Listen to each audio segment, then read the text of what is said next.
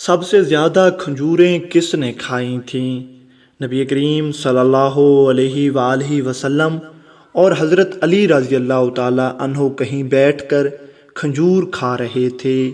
باقی صحابہ کرام رضی اللہ تعالیٰ عنہم اجمعین بھی بیٹھے تھے اور سب کھجوریں تناول فرما رہے تھے۔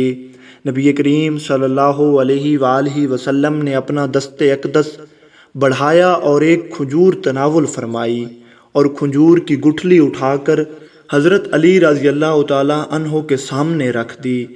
پھر آپ نے یہی کیا۔ آپ علیہ الصلوۃ والسلام نے جتنی بھی کھجوریں کھائیں ان سب کی گٹھلیاں اٹھا کر حضرت علی کے سامنے رکھتے آئے۔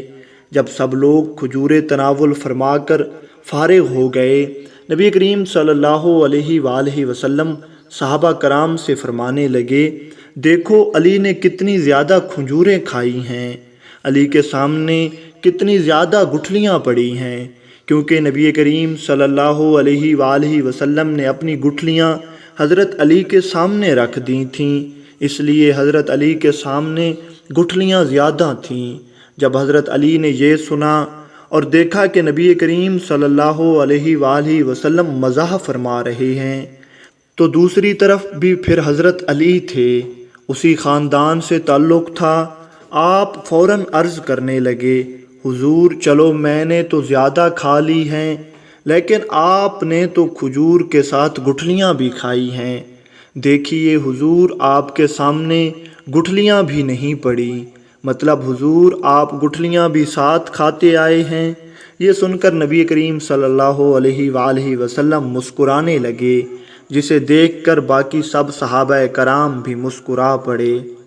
اونٹ کو اونٹنی ہی تو جنتی ہے۔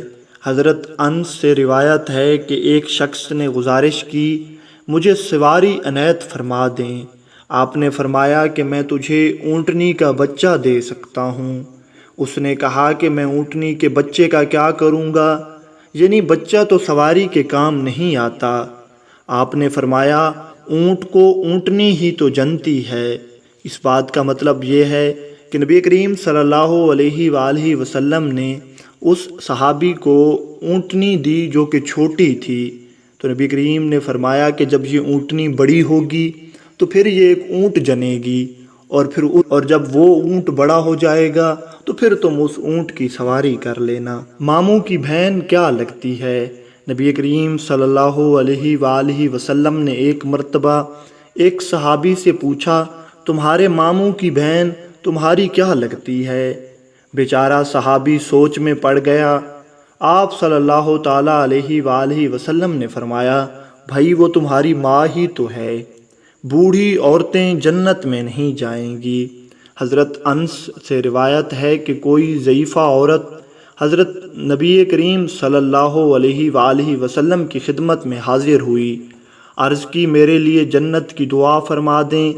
آپ نے فرمایا بوڑھی عورتیں جنت میں نہیں جائیں گی۔ وہ پریشان ہوئی تو آپ نے فرمایا تو نے قرآن پاک میں نہیں پڑھا اللہ تعالیٰ ان کو جوان کر کے داخل کرے گا؟ اس پر وہ بڑھیا خوش ہو گئی، وہ واقعہ نہیں بھولے گا۔ آپ بچوں سے بے حد محبت فرماتے تھے۔ ایک صحابی کہتے ہیں مجھے وہ واقعہ نہیں بھولے گا، آپ ہمارے گھر تشریف لائے، ہمارے کنویں سے پانی منہ مبارک میں لیا اور میں بچہ تھا، میرے منہ پر پھونکاری ماری، اب تو پورے سفینہ ہیں۔ ایک صحابی بہت سامان اٹھائے چل رہے تھے، آپ نے دیکھا تو فرمایا یہ تو سفینہ ہے، اور اس کے بعد ان کا نام ہی سفینہ پڑ گیا اور وہ اسی نام کو پسند کیا کرتے تھے۔ مٹی کے باپ حضرت علی رضی اللہ تعالیٰ عنہ ایک دن زمین پر سوئے ہوئے تھے کہ سوتے میں آپ کے رخسار اقدس پر مٹی لگ گئی۔ آپ علیہ الصلوۃ والسلام نے دیکھا تو آپ فرمانے لگے، قم یا ابو تراب، اے مٹی کے باپ کھڑا ہو جا۔ بلیوں کے باپ حضرت ابو ہریرہ رضی اللہ تعالیٰ عنہ کا اصل نام عبد الرحمن تھا۔